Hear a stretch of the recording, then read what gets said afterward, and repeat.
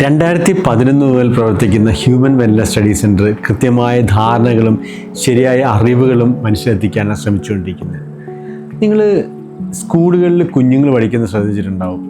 പണ്ടൊക്കെ boys high school അല്ലെങ്കിൽ boys school, girls school, boys hostel, girls hostel, ഇങ്ങനെയൊക്കെയാണ് നമ്മൾ കണ്ടിരിക്കുന്നത്. ശരിക്കും എന്താണ് വേണ്ടിയത്? എന്താണ് മിക്സഡ് സ്കൂളുകൾ മതിയോ? എന്താണ് ഇതിനെക്കുറിച്ച് അറിയേണ്ടത്? ഇപ്പോൾ ഒരേ ക്ലാസ്സിൽ പല സ്കൂളുകളിലും അവരെന്താ ചെയ്യുന്നത് വെച്ച് കഴിഞ്ഞാൽ ബോയ്സിൻ്റെ ഡിവിഷൻ, ഗേൾസിൻ്റെ ഡിവിഷൻ അങ്ങനെയാണ് ചെയ്യുന്നത്. അങ്ങനെയാണോ വേണ്ടത്? കുറച്ച് സ്കൂളുകളിൽ ഒരു സൈഡിൽ ആൺകുട്ടികൾ, ഒരു സൈഡിൽ പെൺകുട്ടികൾ അങ്ങനെ ഇരിക്കുന്നുണ്ട്. അങ്ങനെ മിക്സഡ് എഡ്യൂക്കേഷനും പോരാ.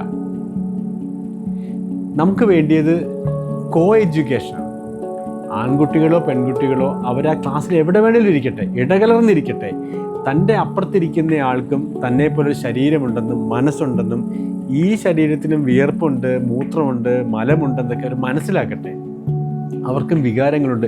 അങ്ങനെ ഇരുന്ന് കഴിഞ്ഞാൽ ഈ സമൂഹത്തിലുണ്ടാകുന്ന മിക്കവാറും എല്ലാ കോൺഫ്ലിക്റ്റുകളും ഇല്ലാതാകും. അങ്ങോട്ടും ഇങ്ങോട്ടും സഹകരിക്കുന്ന രീതിയിലോട്ടായി വരും.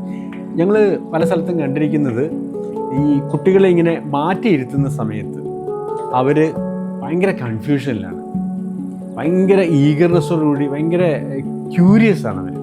അതിന് പകരം എനിക്കറിയാവുന്നൊരു സ്കൂളിൽ തന്നെ, മലപ്പുറം ജില്ലയിൽ തന്നെ ഒരു സ്കൂളിൽ തന്നെ ഇങ്ങനെ മാറിയിരിക്കുന്ന സമയത്ത് ഭയങ്കര പ്രശ്നങ്ങളായിരുന്നു. ആൺകുട്ടികളും പെൺകുട്ടികളും തമ്മിൽ ഭയങ്കര പ്രശ്നം, അങ്ങനെ പ്രശ്നം, ഇങ്ങനെ പ്രശ്നം. അവിടെ ഒരു അധ്യാപകൻ, നമ്മുടെ ഹ്യൂമൻ വെൽനസ് സ്റ്റഡീസുമായിട്ട് ബന്ധപ്പെട്ട അധ്യാപകൻ ഒരു പരീക്ഷ നടത്തി. കോ എഡ്യൂക്കേഷൻ ക്ലാസ് റൂമിൽ ആരംഭിച്ചു.